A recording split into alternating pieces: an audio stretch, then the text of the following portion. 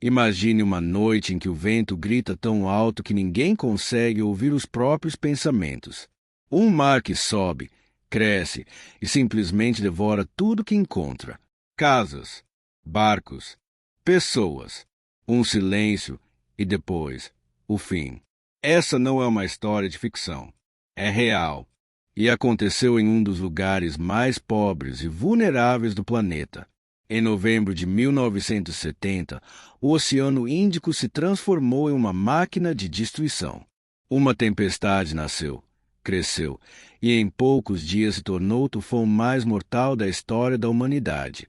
Seu nome era Bola, e em apenas uma noite ele apagou 500 mil de vidas. O mundo assistiu de longe, mas para quem viveu aquilo, o inferno caiu do céu. E o mar, normalmente fonte de sustento, se tornou uma arma impiedosa. Hoje, mais de 50 anos depois, as marcas dessa tragédia ainda ecoam. Não apenas como uma lembrança de sofrimento, mas como um alerta. Por quê? Quando a natureza fala e o homem não ouve, a consequência é sempre a mesma. O Golfo de Bengala é um dos lugares mais perigosos da Terra quando o assunto é clima. Situado entre a Índia e o Sudeste Asiático, ele concentra uma combinação perfeita para tragédias. Águas quentes, ventos sazonais, milhões de pessoas vivendo em áreas baixas, próximas do mar. Ali, a natureza e a sobrevivência estão em constante confronto. Durante séculos, pescadores e agricultores aprenderam a conviver com as tempestades sazonais. Mas em novembro de 1970, o que estava prestes a nascer nas águas do Golfo não seria uma tempestade comum. Seria o tufão mais mortal da história da humanidade. No início daquele mês, as temperaturas do oceano estavam anormalmente altas. O calor acumulado ao longo do ano criava uma imensa reserva de energia no mar. Acima disso, uma massa de ar quente e úmido começou a subir em espiral, alimentada por ventos que giravam lentamente em torno de um centro de baixa pressão. No dia 8 de novembro de 1970, os meteorologistas em Dhaka, capital do então Paquistão Oriental, detectaram sinais de instabilidade atmosférica. Uma pequena perturbação tropical se formava sobre o centro do Golfo. A princípio, parecia inofensiva, mas as condições estavam prestes a transformar aquela nuvem em um gigante. Com o calor intenso e a ausência de ventos fortes em altitude, a tempestade começou a girar sobre si mesma. A energia térmica do oceano alimentava o sistema. Cada gota de água evaporada liberava calor, e esse calor se transformava em combustível. Era o nascimento de um ciclone tropical, o embrião de uma catástrofe. Nas horas seguintes, os ventos começaram a se organizar. O ar quente subia rapidamente, criando uma enorme coluna de convecção. No centro, o ar era sugado para cima, formando uma área de calma aparente, o olho da tempestade. No entorno desse olho, uma muralha de nuvens começou a girar violentamente, como lâminas de uma turbina. Os ventos chegaram a 120 km por hora. Em menos de 48 horas, o sistema foi classificado oficialmente como Tufão Bola. O nome foi dado por um centro meteorológico na Índia.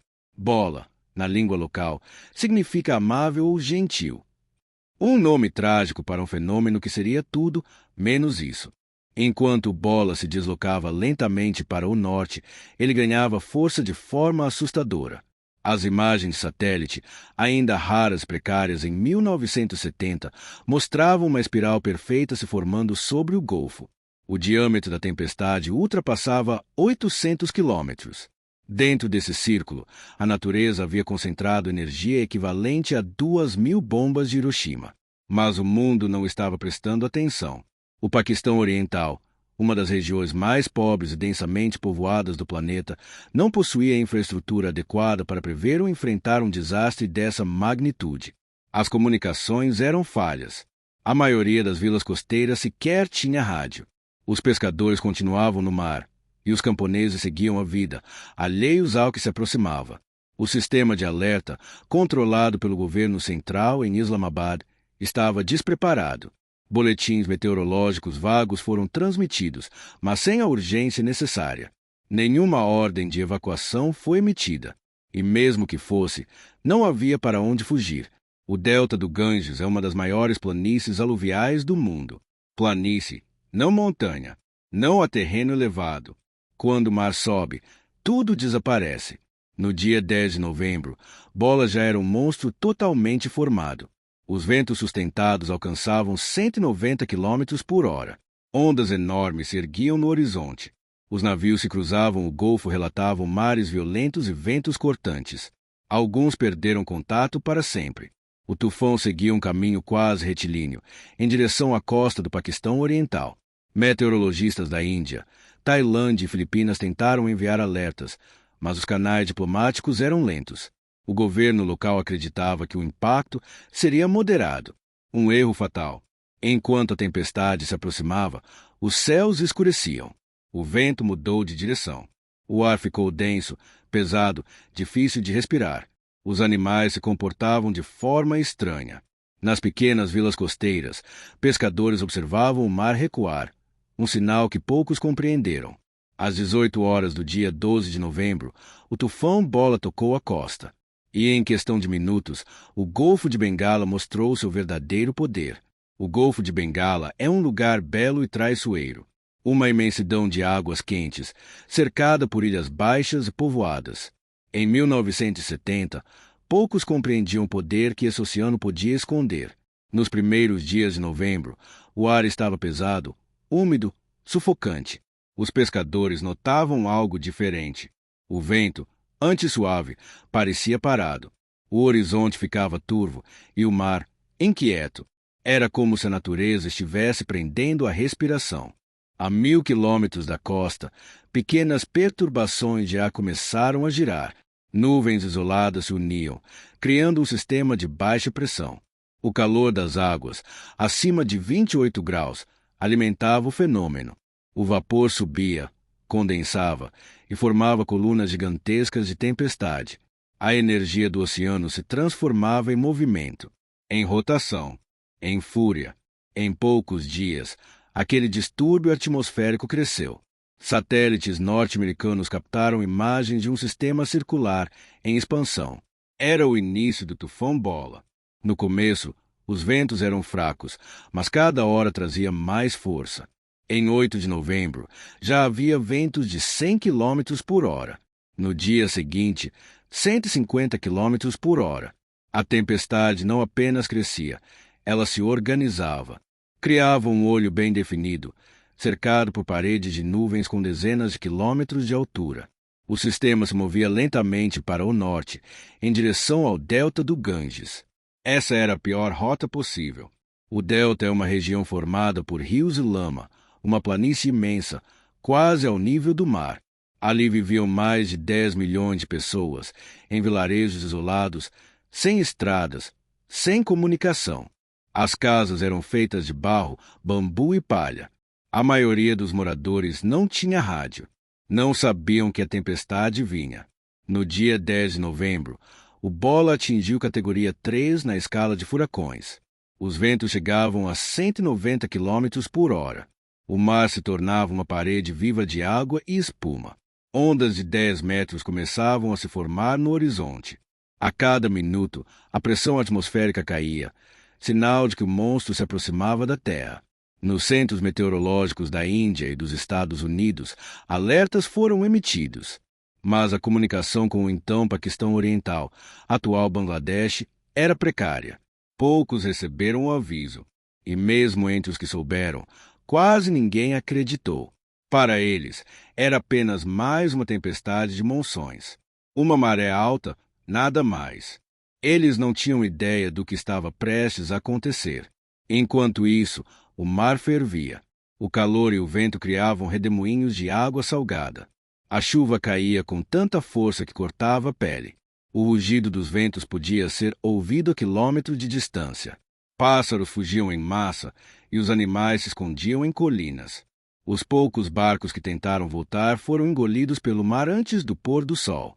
Na noite de 11 de novembro, o olho da tempestade se formou completamente. Tinha mais de 40 quilômetros de diâmetro. No centro, uma calma aterrorizante, cercada por paredes de nuvens que giravam a quase 200 quilômetros por hora. Um espetáculo da natureza e um prenúncio de destruição. Os meteorologistas sabiam. Quando Bola atingisse o continente, criaria uma onda de tempestade colossal, uma maré ciclônica capaz de inundar tudo em seu caminho. A força do vento empurraria bilhões de litros de água diretamente para as costas baixas do delta. Era uma catástrofe inevitável. No dia 12 de novembro de 1970, pouco antes do pôr do sol, o tufão Bola estava a menos de 100 quilômetros da costa. A pressão atmosférica despencou. Os ventos passaram de 220 quilômetros por hora. O mar se ergueu. E enquanto o mundo observava de longe, a população local seguia em suas rotinas, sem saber que viviam as últimas horas antes da tragédia. O maior desastre natural da história moderna estava prestes a acontecer. 12 de novembro de 1970. O sol se punha sobre o Golfo de Bengala. O ar estava denso, parado, pesado. Um silêncio estranho tomou conta da região. Os pescadores olhavam o horizonte e viam o mar subir, calmo e ameaçador. Logo, o vento começou a mudar de tom. Um som baixo, como um rugido distante, se aproximava. Às 19 horas, o tufão Bola tocou o continente. O impacto foi brutal. Ventos de mais de 220 quilômetros por hora atingiram a costa. Telhados voaram. Árvores foram arrancadas pela raiz. Casas inteiras desapareceram em segundos. O som do vento era ensurdecedor. Ninguém conseguia se ouvir. Logo em seguida, o mar avançou. Uma parede d'água, de até 10 metros de altura, invadiu as ilhas e os vilarejos do delta. Foi rápido demais. As pessoas não tiveram tempo de correr. Em questão de minutos, o oceano estava sobre elas. As ilhas de Bola, Atia e Mampura foram as primeiras a desaparecer. O que antes eram aldeias cheias de vida se tornaram um deserto de lama e destroços. Em algumas áreas, 9 em cada 10 pessoas morreram. O mar levou tudo.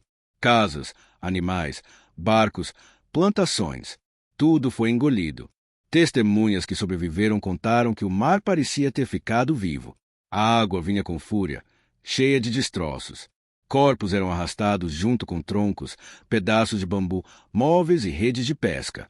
O vento uivava sem parar, e no escuro só se ouvia o barulho da água e os gritos.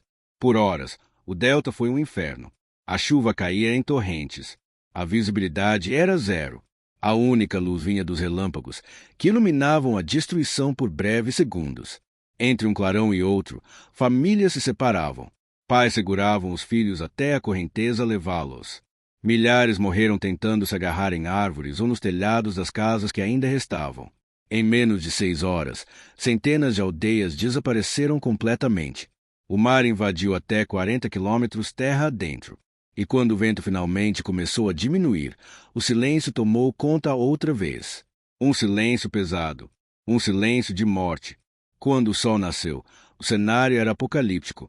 Corpos boiavam por todos os lados. Animais mortos, barcos destruídos, arrozais cobertos de lama. A paisagem parecia de outro planeta. As autoridades locais não conseguiam nem estimar o número de vítimas. Não havia estradas, não havia comunicação. O mundo só soube da verdadeira dimensão dias depois. Relatórios posteriores mostraram que o tufão Bola matou entre 300 mil e 500 mil pessoas, o maior número de mortos já registrado em um desastre natural de origem meteorológica. Alguns especialistas acreditam que o total real pode ter passado de 600 mil. Mais da metade das vítimas eram mulheres e crianças. Os corpos foram encontrados semanas depois, muitos a quilômetros de onde viviam. A água salinizou os campos, destruindo colheitas inteiras. A fome veio logo em seguida. Epidemias se espalharam. O sofrimento parecia não ter fim. Mas o desastre não foi apenas natural. Foi também humano. A falta de comunicação, de preparo e de abrigos de emergência transformou uma tempestade em um massacre.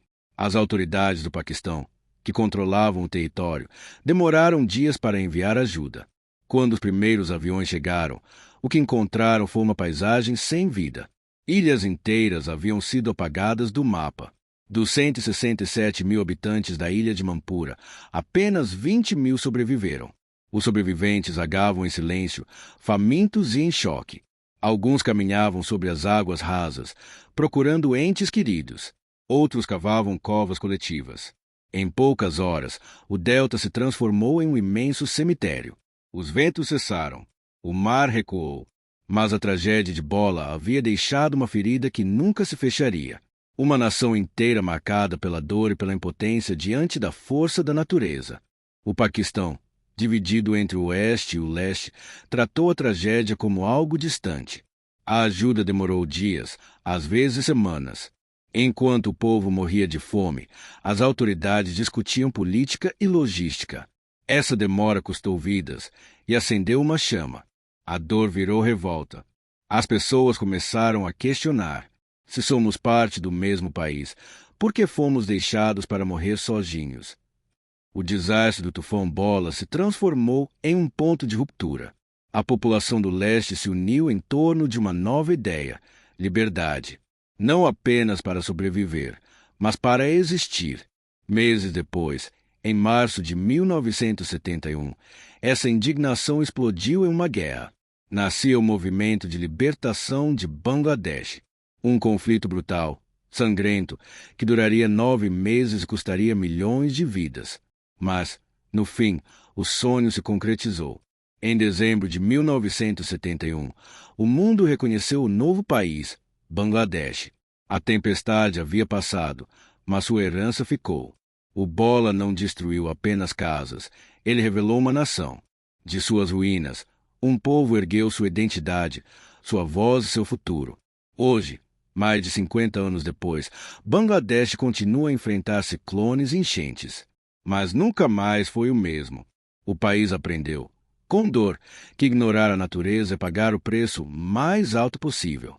E que, às vezes, o que nasce de uma tragédia é uma nova esperança.